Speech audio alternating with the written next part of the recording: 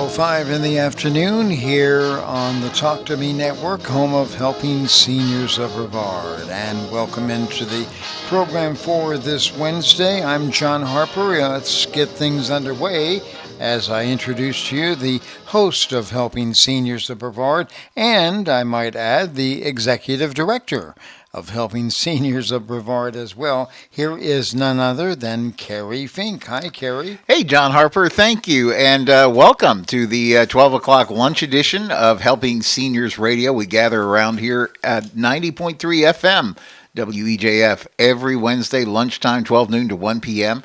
Welcome to those of you who are listening to us online at WEJF.net and those who pick this up as a podcast later. It's a big week for Helping Seniors. We are actually beginning our move into the Senior Resource Center. That's that beautiful 5,600 square feet of space that we have been afforded in Omni Healthcare's building right there on South Apollo. They call it the Apollo Professional Tower.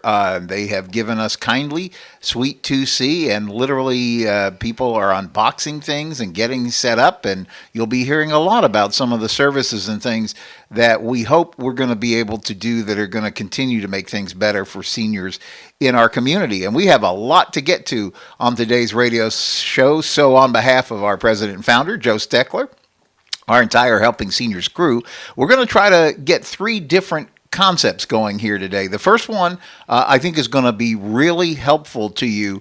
It's about caregiving. We're going to get into that in just a moment. The second thing we're going to do is probably going to make your blood boil a little bit because we can't be ostriches and stick our heads in the sand. We need to talk about the things that we need to work together to improve on in our community. And of course, we're talking about the senior housing crisis. So we're going to get there, but we're going to try to come in for a nice soft landing on a high note at the end with a couple of things that may be available as solutions and things that, each case is on its own, but there are some things that either individually or together we can try to do. So we're going to try to wind up there. But let me begin with a date. I want to give you a second to grab a pencil and something to jot down, because our first guest is the gentleman who is not only the CEO of Caregiver Magazine and Caregivers.com, but we're going to talk a little bit about a very important date that's coming up. So before I get there, though, let me introduce our guests also in the studio. We are so pleased to have back in the studio with us. It's been a little while, Barbara McIntyre. It has. With Mutual of Omaha Reverse Mortgage. And just you have been a friend of this organization like almost since Joe started it. Welcome back to the studio. It's nice to be here, and I'm definitely going to continue to be a big advocate for this group because it definitely does help seniors in this county. Yeah, and I know when we talk in just a moment with Gary Barg, we're also, because what you do is one of the solutions that may make getting some help at home affordable. And so we always like to talk about your expertise and the things that you know how to do to help seniors on reverse mortgages. Also in the house with us today is another longtime friend of the Helping Seniors organization. It's none other than registered nurse Traci Graf, who is the owner of Avid Home Care Services and a fearless advocate for seniors. We're really going to get into a discussion about senior housing and some of the challenges that are going on with that. But you also help people get good help at home. Sure. I practice what I preach. I think that everybody deserves affordable, flexible care, professional care in their home, which is why I still have no hourly minimum from 2017 till now. Yep. And I'm also the only one in the whole county who has no hourly minimum. Wow. I don't have any obligations for our clients. Yeah. I believe we enter together like a team. Yep. And they may be in great shape sometimes and worse shape other times. Whichever it is, I'm along for the ride. That's good. That's good. Well, that's a great setup as I get the pleasure of introducing a new friend who's really becoming a great friend because he is the organizer and has been for many years. We're talking about since the mid-'90s. He's been involved in caregiving. Again, his name is Gary Barg. He's the CEO of Caregiver Magazine, Caregiver.com. Really excited, Gary, to welcome you to the show and talk about what's coming up. And again, you want to get your pencil and jot down this date of Thursday, May 4th, because that's an important date here in Brevard County. How are you today, Gary? I am fine. And it's an honor to be here. It's to learn about your work and to be in, virtually at least, in the studio with some great caregiving advocates dealing with issues of real importance to the caregiver. Financial support and resources that reverse mortgage offers, and partnering with home care. So this is a pleasant group to be with. So thank you very much. Yeah, well, I'm really excited. I was telling them as I walked in the studio that not only are we excited as Helping Seniors of Brevard to have the opportunity to be out there at this event, and again, I'm going to tell you the date is Thursday, May 4th, 10 a.m. to 2 p.m. This is all taking place at Ascension Catholic Church Community, which is very easy to find, very easy to access. It's right there on US 1 in Melbourne. And when I had the privilege of talking with you a little while back, and we were putting together a Helping Seniors update to talk about this, was really excited to hear, number one, how far back this goes, that you've been doing this for decades, but also how helpful that you find it is as you travel around the country. Tell somebody who's in that caregiving role why it's so important to be part of a day like this. I think it's vitally important because we like to say that the caregivers are the CEOs of Caring for Their Loved Ones, Inc. They need to be respected and heard and understand, but they also need the training, the support that allows them to be the CEO of Caring for Their Loved One. So we've 98 took to the road. And we've done 302 Fearless Caregiver Conferences in 47 cities and 26 states. This is our 5th year back in Melbourne, and so we're very excited now that we're able to do them in person again to add Melbourne back to the Fearless Caregiver Conference tour. And the very simple reason is I believe that all caregiving is national in implication, but local in application. So I can help you become the best CEO of Caring for Your Loved One, care for yourself, care for your community. But it's really important to know who the resources are in your community. It's really important to know who your potential partners are and what's available to you. And so that's what we offer. We bring in some national experts, but mostly it's introducing caregivers in an open setting. Your questions are everything to us. We call it a no speechify, no pontificating, no PowerPoint zone. It's basically bring your questions, and we'll try to have the people there to answer them. I love that you call it the Fearless Caregiver, because we were talking about how often is you're a hero because you're a caregiver, but it wasn't that you set out to be a hero, right? You find yourself in a situation, and it's almost like you have to just step up to it. And one of the things we were talking about again before we began the radio show was how often caregivers feel very isolated, like I'm the only person in the world that this is happening to. And I love one of the things that you told me, that you go out of your way because oftentimes caregivers help other caregivers find solutions and some comfort that they aren't alone. Well, it's wonderful. I always say that every caregiver has a piece of the puzzle in a conference setting that 50 other caregivers in the room are thinking there's no answer to.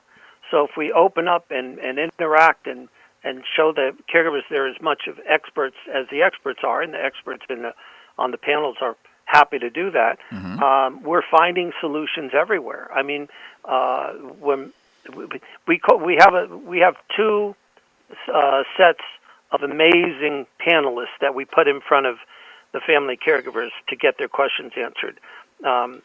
You guys, obviously you from Helping Seniors of Brevard Alzheimer's Foundation, the VA Caregiver Coordinator will be there, Rhodes Law, Senior Resource Alliance, Disability Rights, Alzheimer's Association. So there's not a question you can ask as a family caregiver or a thought you might have that maybe nobody has this answer, and you bring it out into the room and you find the solution. There's not a question you can ask, I think, that this group can't answer. But my favorite part is, for some reason or other, at all these events, there's a moment I like to call Stump the Panel. Wonderful panel, hundreds and hundreds of years of expertise, cumulative. And a question, caregiver raises her hand, walk over with the mic, asks a question. And the whole panel pauses for a minute. Within that pause, 5, 6, 7 caregivers raise their hand and say, well, here's how I did it. Here's how I do it. Yeah. And that's the secret sauce, to be able to get the expertise anytime you're in the room with your fellow family caregivers, learn what they have, learn what gets them through the day, and teach them as well. Yeah, Gary, we talked about it before, but we have our president and founder, Joe Steckler, has a motto about helping everybody get together their aging plan, which we kind of euphemistically call getting your ducks in a row, but we really have developed a corollary, which we say, don't try this on your own. So often you feel like you're in a position where you're the only one that understands this. You have to reinvent a wheel. And yet there is, so, particularly in our county, there is so much good, expert, qualified help. And that's what you're really bringing to us. You're bringing to us not only a group of people that are locally experts, but you're also bringing to it your own decades of experience and the things that you've learned as you've talked to caregivers all over the country. We were talking about this. I think you've had them from Alaska to California to all over. Yeah, urban settings and rural settings and small communities, large communities. It doesn't really matter, because when you get a room of family caregivers together, I always say that's where the heart is, that's where the love is, that's where the support is, and it's really important. It's funny, we talked about this too. I call it Johnny Appleseeding. So a caregiver might raise their hand and ask a question, and 5, 7, 10 years ago at an event 7 states over, in a state that the caregiver might never go to, a fellow caregiver that they might never ever meet, somebody answered that question, and then I can bring that answer from that caregiver at a different year, from a different city, into the room and share that wisdom with the family caregiver. And that, I call that 360-degree care, because you want to make sure that your questions are asked, you're respected as a family caregiver. You realize that with 66.7 million caregivers in the country, every single one of us at some point or another have thought we're alone. Nobody gets what we're going through. We can't get any help. And I want to make sure that any caregiver who has that thought comes to this event.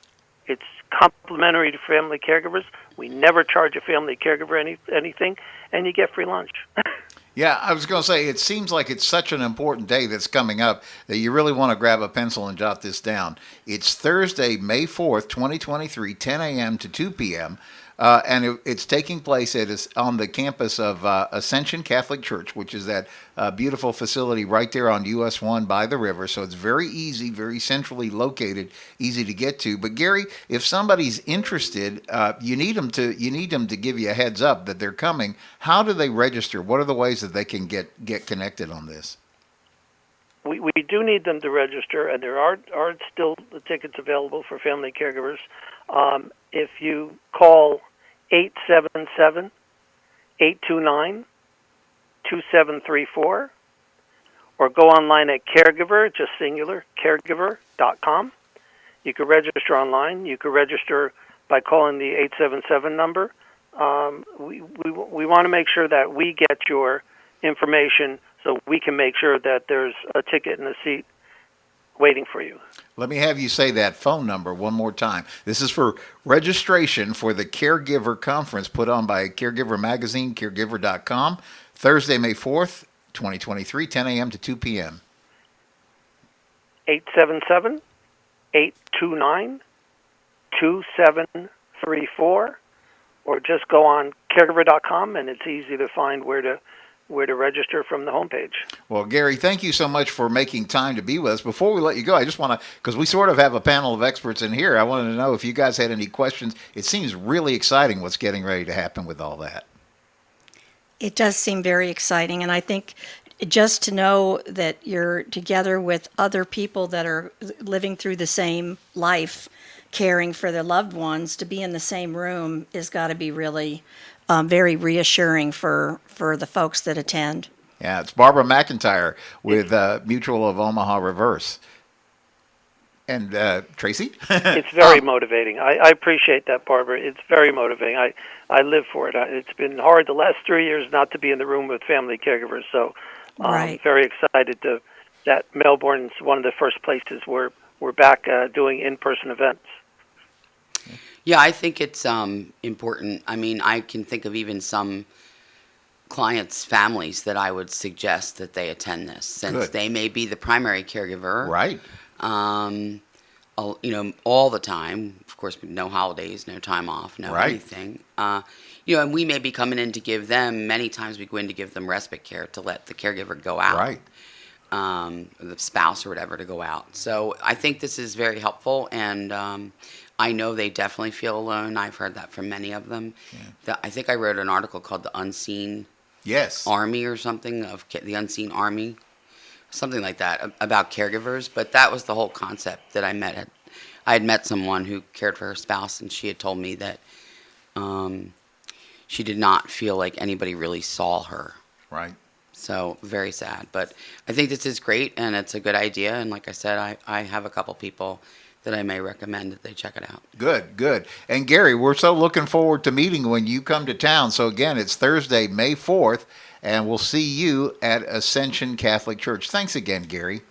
Thank you, guys. Thank you so much. I look forward to seeing you all and all the caregivers who are listening. Thank you so much. All right. Thanks again. Good success, and we'll see you in a couple of weeks then. All right. Look forward to it. Thank you. So that again, one more time, I'm just going to say it so you get the date kind of like burned into that pad of paper you got there. It's May 4th, Thursday, 10 a.m. to 2 p.m., and really looking forward to it. It's an important thing. And I remember talking to Gary when we first connected, and he was saying he's really excited because COVID, kind of made that whole thing shut down for a while, but the need goes on. And, you guys can speak to this better even than I can, but I've always heard that, caregivers have to be very careful. When you get on the airplane and they give you that little lecture before you take off and they say, you got to put on your oxygen mask or you're not going to be able to help those around you. So you got to look after a little bit for yourself first. And I really feel there's going to be some tools that help caregivers, fight that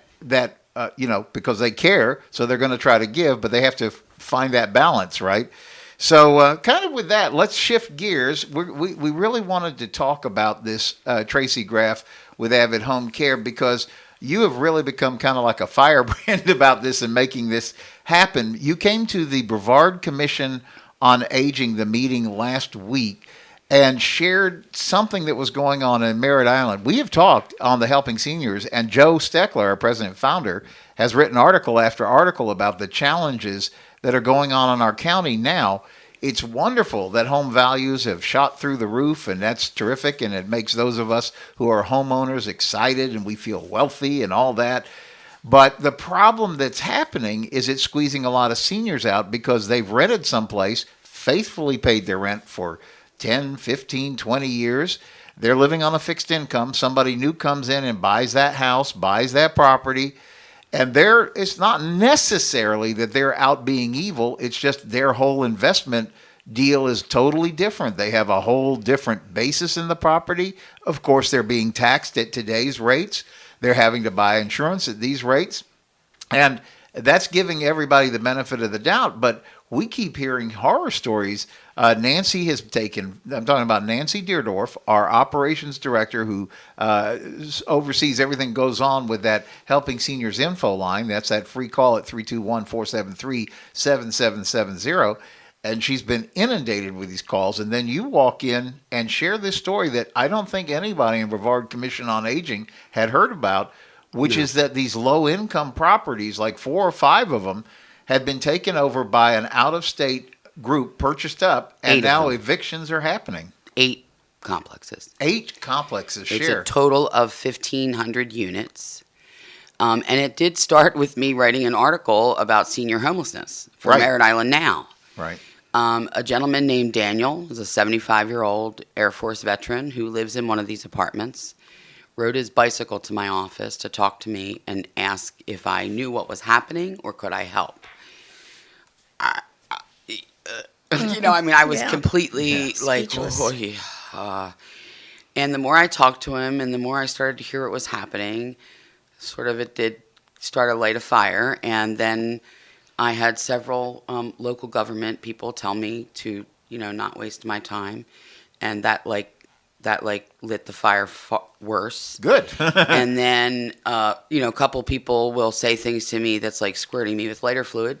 And then I really let them have it. I mean, I'm just, I think that this is one of those situations, like you said, people want to be an ostrich. Yeah. We don't want to think about it, especially, not a lot of the people that live on the north and south ends of the island. Mm-hmm. But there's a lot of businesses in Central Merritt Island, including my own. Yeah. And I care for seniors. So how can I turn my head and say, no, I'm not going to get involved. I'm sorry. I literally couldn't. I was physically, spiritually, whatever you want to call it, not able to turn away from them. So I started talking more to Daniel. He introduced me to a couple other residents there. I started digging more into what was actually happening. But, the bottom line is not even that, like I just said to you, Kerry, Merritt Island is a small place. Mm-hmm. In my nurse brain, I figured that we could at least create some kind of small movement within the community, within the businesses, business owners, churches, residents, to say, you know what, we see what's happening and we understand the side that you were saying, but there's this small group of people that are retired veterans, retired Space Center workers, retired blue-collar workers who worked or became disabled at some point in their lifetime and were unable to work. Right. They are caught in this wave. Do they deserve it? No. No. No. And the frustrating part is they don't have any ability to increase their income. They don't have any ability to increase their education, to increase their income. Mm-hmm. And many of them were, and have been for many years, hardworking citizens of Brevard County. Taxpayers their whole life. Including Merritt Island. Yeah. In fact, somebody said on one of the Facebook posts I put up the other day that, so what you're saying is that it's going to become that nobody who works in Cape Canaveral lives in Cape Canaveral. Wow. Well, this is a conversation we're going to pick up on the second half of the show. We're talking with Traci Graf, who is the owner of Avid Home Care Services, a great service that you may want to get in touch with if you do need help at home as a caregiver, like we were talking in the first part. I just want you to have real quickly share the number to your office if somebody wants to get a hold of you about that. Kerry, you always do this to me. I so rarely call my office. It's 321-392-3400. Okay, good. And Barbara McIntyre, if somebody has questions about reverse mortgage, which we're going to talk more about second half of the show, your number. My number is 321-259-7880. All right, and we're going to be back as we continue Helping Seniors Radio with the second half of the show, and we're going to keep on this housing story. Always enjoy hearing that music, and that is an indication that the second half of our program is about ready to get underway. Let's get things going again with the host of the program and the executive director of Helping Seniors of Brevard. Here's Kerry Fink. Kerry? Hey, thank you, John Harper. Welcome back to the second half of our Wednesday lunchtime gathering on 90.3 FM WEJF, and hello to those of you listening online at WEJF.net.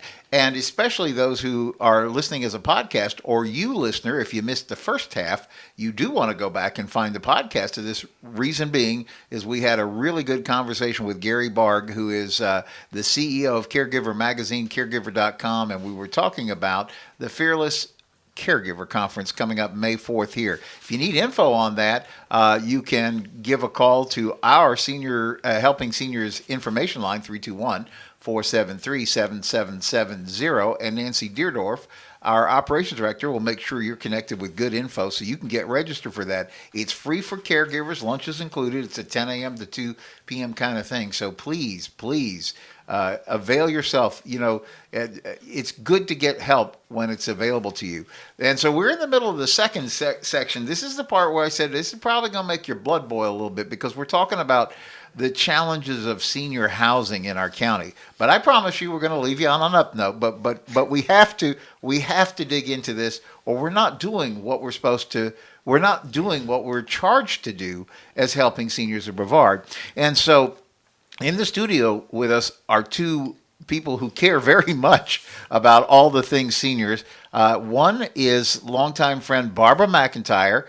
Sort of her day job is that she's a reverse mortgage expert, but she cares very deeply about all the things and has personally witnessed kind of firsthand some of this going on. And also Traci Graf, who again is kind of front lines in the caregiving business. She's the owner, and has been for many years, of Avid Home Care Services based in Merritt Island, but serving people throughout the county. And in particular has really become kind of helping us galvanize folks to what's going on with affordable housing. And kind of to kick off this conversation, we were talking about a situation that you ran into in Merritt Island where some big development company up north bought up, I think you said eight different complexes. And so now they've shifted all the rents upwards. I think you were telling us at a meeting, the Brevard Commission on Aging meeting, that now perhaps the least expensive studio apartment was like well over $1,000 just by itself. And so for many folks on senior income, and I need to set this stage before we get back in the conversation, because we spent a lot of time talking about this at Brevard Commission on Aging. And there were folks who are very adept and very good and very focused on things of housing for homeless and things like that.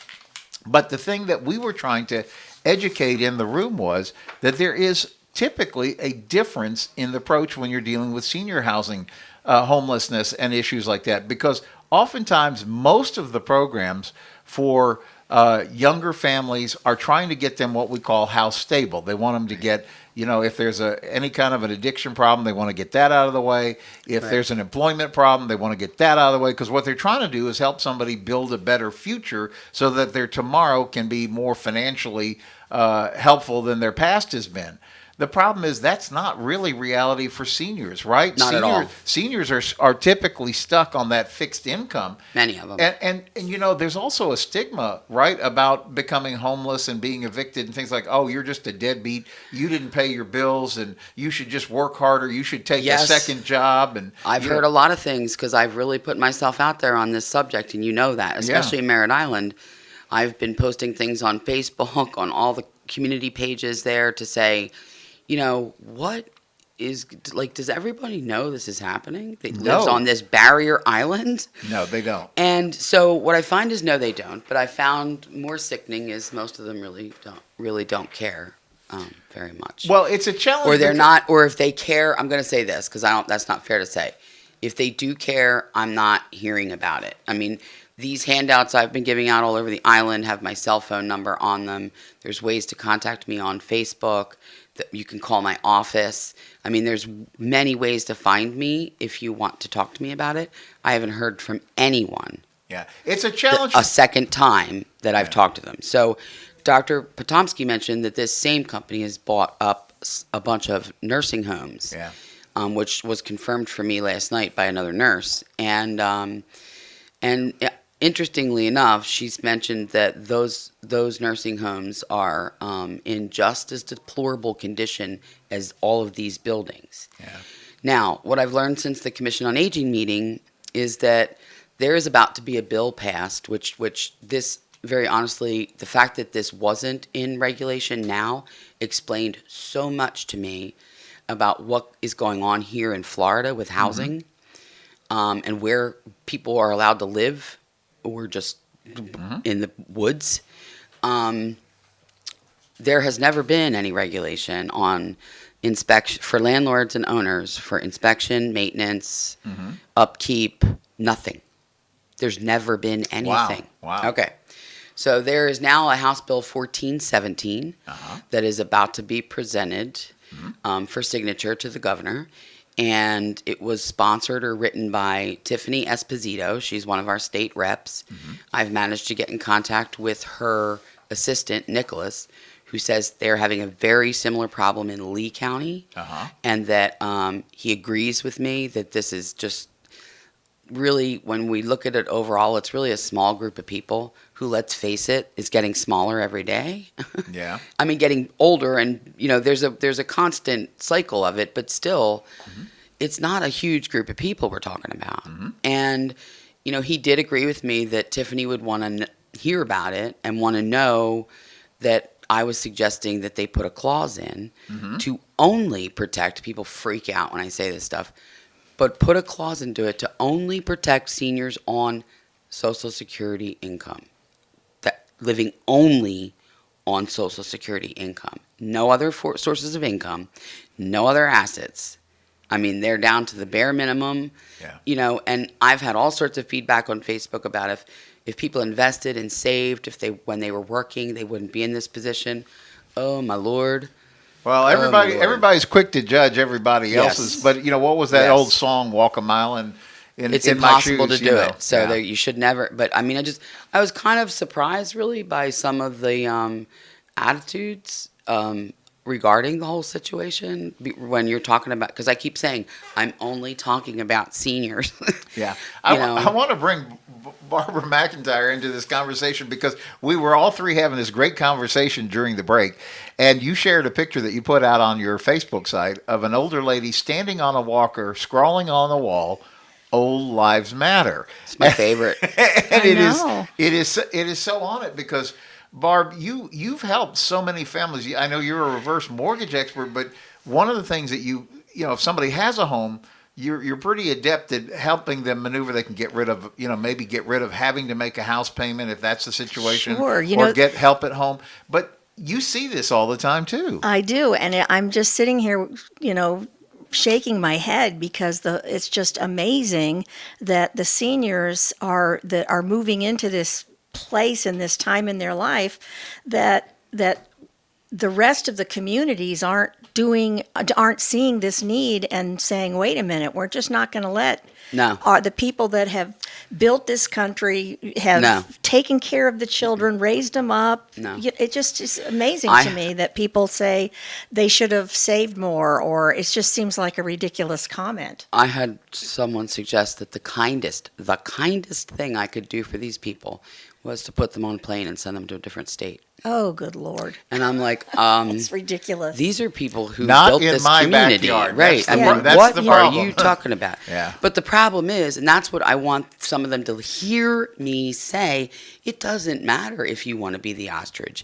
It doesn't matter what side of the government or political side that you're on. I don't want to talk. I continually say to people, this is not political. No. Because if we go politics, we're going to do nothing but sit here and argue and point fingers at the other side. Right. And that gets absolutely nothing done. We got to work together on a solution. Right. So that's what I keep trying to bring people back to. But, when you hear stuff like that, but I keep trying to make some of these business owners know, these people are going to be living in your back of your businesses. They're going to be flooding North tents. Courtney Parkway. Right. Is going to look like those roads in Seattle and California with all the that's what it's going to be if somebody doesn't do something. These people who are going homeless from the evictions do not have anywhere to go. No, that was a point you brought up, and I thought that was such a distinctive when you mentioned that in front of the Commission on Aging. They all look shocked. Because you said, listen, if somebody is evicted, I've heard Nancy talk about this. It's like they put them in a car. Where do you want me to, the sheriff's car? Or where do you want me to drop you off? Where's the nearest park? Where's the nearest right around here? They're taking up shelter behind the churches. There's people living behind some of the churches already. There's something's got to give. And go ahead. I was just going to say, even the FHA, Housing and Urban Development, with the reverse mortgage product, what happens is if the homeowner, the last person on title, passes away and they have not left any, they've died intestate, did not leave any directions, wills, a path to turn the property over to another family member, HUD has to take the property back, has to take the property and liquidate it. And so what we're starting to see now is where some of these, they call them REOs, real estate owned, the bank owned properties, Right. They're starting to suggest that they be retrofitted or made to be used in this way for housing, to give more housing, to get more housing out there. And I just feel like if all these, people put their heads together, there's bound to be some way. But the problem is getting the people to put their heads together, Right, Barbara. I am that's it. absolutely. Well, Kerry, don't get nervous because I won't say anything that I promised. that's okay. But But I did share with both of them that I think that it has been a little bit of a learning lesson that for me that has not all been good. I assumed innocently that there was some kind of at least network through the different churches on Merritt Island. Again, we're not talking about a big place. Yeah. There is none. There is no way to filter information to one pastor at one church and have them filter it to the rest. Yeah, you're joining the battle cry that Joe has sounded, I mean, for years. Yeah. When I first met Joe, he was saying, Kerry, do you know how much money the county budget allocates to seniors? And I said, no. He goes, at the time it was a $1 billion budget. Now it's a $2 billion budget. And he was saying it was less than 0.1% that were directly allocated to things that seniors need help with. And that made him mad. And I use a line a lot of times when I'm explaining what's going on with seniors. I said, we love our kids in this county. We want our kids to have the best opportunity they ever can have. We personally all voted together and agreed we want to pay an extra 0.5 cent every time we go to the store for every dollar we spend, so our kids can have the best schools that they could possibly have in Brevard County. Wonderful, noble concept.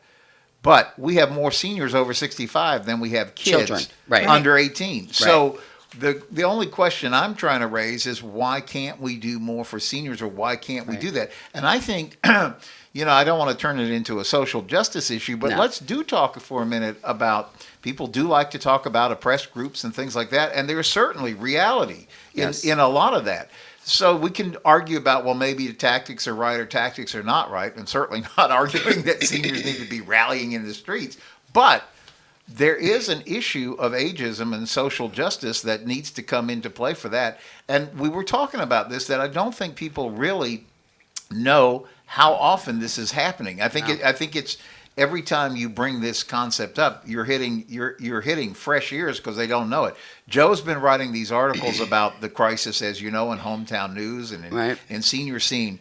And one of the things that we hope to do in our new office, we have that new Senior Resource Center. We're actually dedicating a space, and they're calling it the Senior Housing Task Force, because what we're discovering is that the solution is going to take all of us, volunteers, businesses, religious organizations, governmental organizations. Right. And as Nancy can tell you, if she was in the room with us right now, she would go, Kerry, there's no one answer. Each case has to be looked at individually, because some people have resources, like Barbara, we've talked about. Maybe there's a house that, if it's used the right way, could be part of an answer. There's people who might have relatives. That may not be the preferred way to go, but it might be what has to happen. Families have to get back together and maybe patch some differences. There's also a big thing that's happening now with the roommate thing. Just like people in college couldn't afford to be out on their own. This is happening and kind of successfully with that. The other things, because I did say I wanted to come back and leave us with kind of a high note. It's a start. It's certainly not a solution, but it's a tiny step forward in the right direction.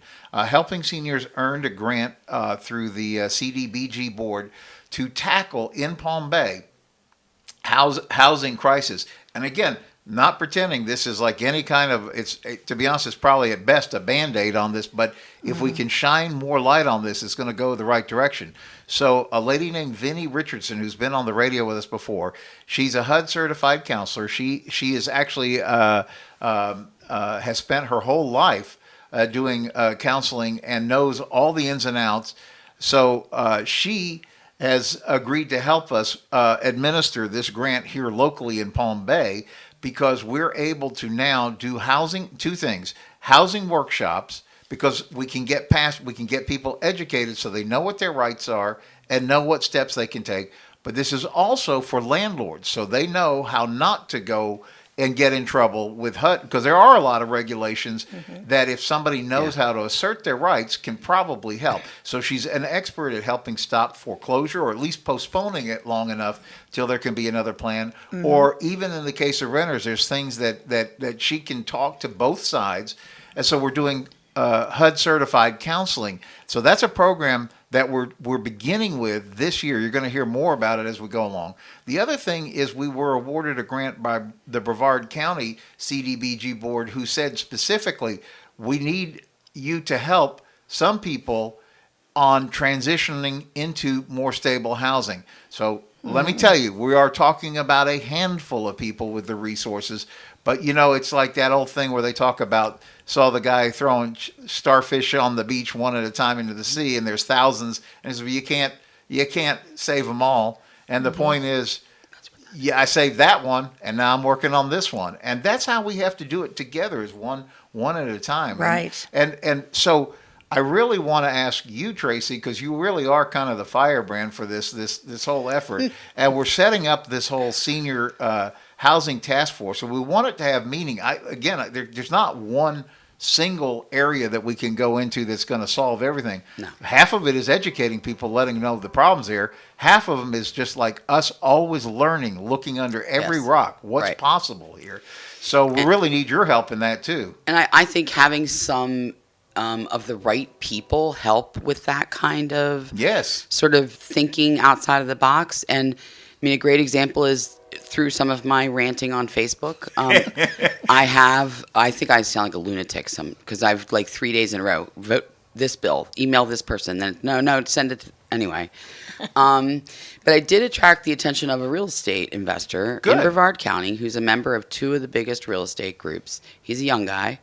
And he said to me that he sent me a message to talk more about the situation. And he said to me, listen, he said, I agree with you that seniors probably need some extra help, regulations, whatever you want to call it. He said, but, as an investor, I have to figure out a way to make that work for my clients. Sure.